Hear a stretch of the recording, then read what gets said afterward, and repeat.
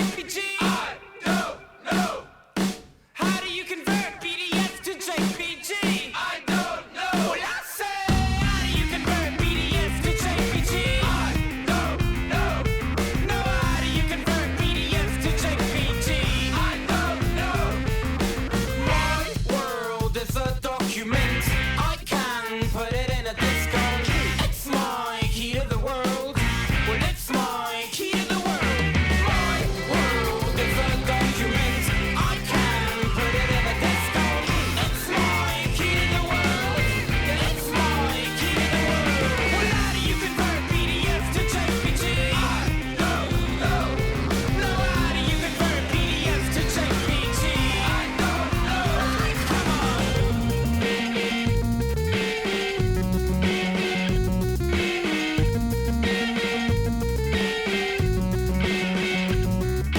Digital camera picture my grief. What format should I use to find joy? Losing my image quality. What would I have done without the internet? Alright, so I'm doing this because I was removing this cluster to replace the lighting on the back with LEDs, kind of bring it up to date on Luna, similar to what I did with Krusty. Upon removing this, I found that where the speedometer cable connects on the back of the cluster, there was a bunch of transmission fluid. Transmission fluid had seeped underneath the circuit film. All of these lights were soaked. It must have been going on for a while because the whole bottom is stained with transmission fluid. When I pulled it out, I had transmission fluid in my hand. Over the years, as that thing spins, the transmission fluid has been being pulled from the transmission up into the gauge cluster. With that being the case, a light bulb change turned into a fix the speedometer cable seal. So I am pulling this apart to grab my driven gear and check for seals. I already have found one seal that is completely disintegrated on the end of the speedometer cable. So there you go. That's what this video is going to be about. When I pulled this thing apart yesterday, there was still remnants of the seal inside this, but there's also a seal inside the driven gear up in here. It really shouldn't be showing any moisture inside here at all. So that first seal inside the driven gear must be gone. I've gone through my stockpile and I might have the seal, but until I take this out, I'm not gonna know. So I'm gonna have to disassemble it first and then look and see if the seal that I have is what would fit inside the driven gear. So one of the first things I'm going to do is go ahead and take this ground wire off, and this ground wire does double duty. It both grounds this as well as it holds this little locking plate in place and holds the driven gear where it should be. And your ground bolt is a 12 mil. You just slide that guy out of the way. Do not lose it. It's very important. And it only goes in on one side of this thing. There it comes. To pry this thing out. Ah, not much. Very little. So there you have it. That's your driven gear. And my O-ring doesn't look horrible, but it's the seal inside there that's the issue. So I need to take this, pull this apart, and just like that. Let's see if I've got the right kind of seal. I'm trying to get the gasket out of the inside. It's proving to be problematic. I think I've got it started, but it is being a pain in the butt.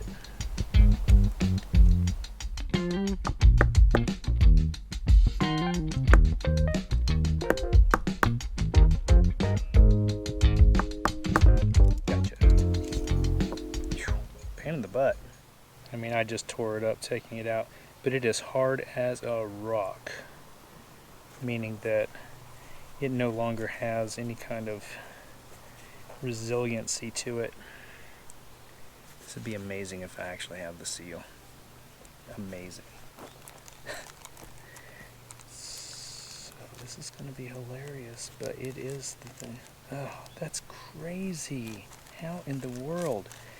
So I ordered this way back when I was working on Krusty's driven gear, and I don't even know, because I ordered the whole thing. It was all a part of the same thing. Somehow, this has just been in storage this whole time. That's crazy. It is the exact same seal. Yep, sure enough. So, if you ever have to replace this little gasket, the part number is 90310-09001. And it's just called a Seal Type S oil. I ordered that back in 2019. So let's get this cleaned out really well.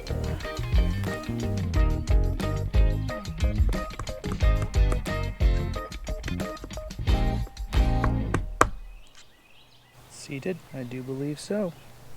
It's in there. So basically I just used a number 10 long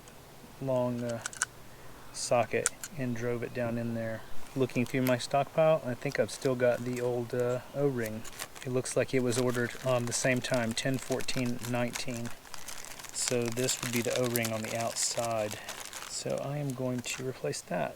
But this O-ring number, it's 90301-18018.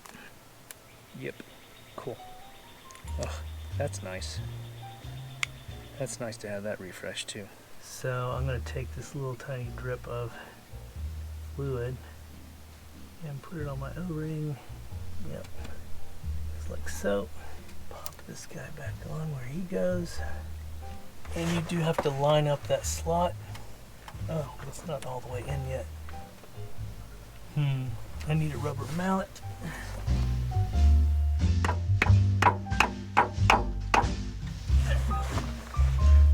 Cool. Okay. So you get this guy lined up just right with that slot that's in there.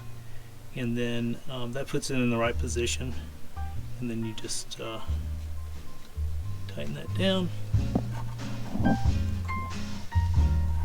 like that. Okay, that's not going to go anywhere. When I realized how much transmission fluid had been transferred up to that gauge cluster, I realized this thing's got to be soaked. So the actual speedometer housing, the cable and the steel sleeve that it goes into just had to be soaked with transmission fluid. So I didn't film it because I didn't anticipate making this video. I did some reading online, realized that you can clean it out with brake cleaner. So I ended up taking the cable itself completely out of the sleeve and sprayed the brake cleaner from the dash all the way down to this low point, put a cup underneath it, and caught the transmission fluid as it was being rinsed out of the sleeve. And then I also wiped down the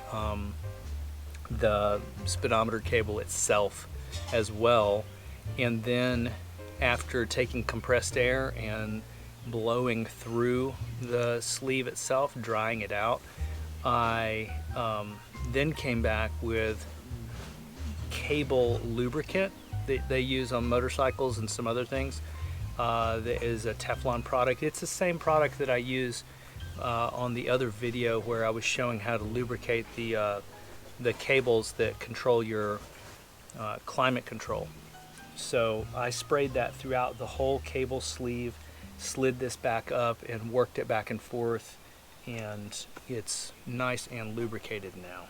To get back to what I'm doing right now, when I took this apart, there is this little dust gasket. This is completely dried out, and if I bent it a lot, it would just crumble in my fingers.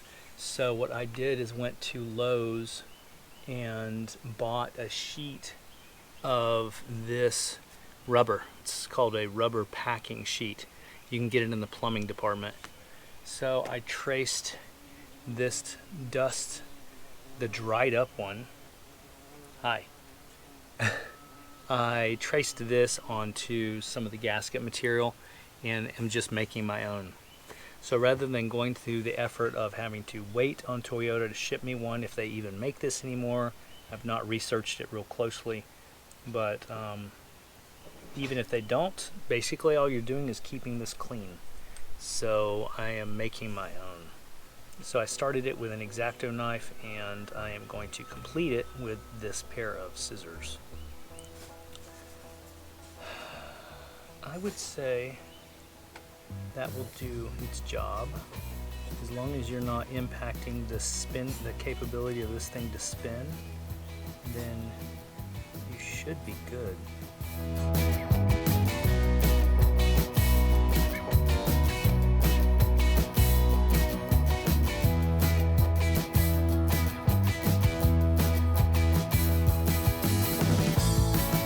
Okay, all right, so that takes care of the cluster situation.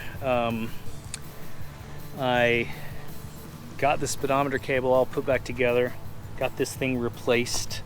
I will clean this guy up. I didn't tell you about the fact that the back of the circuit board had been pierced.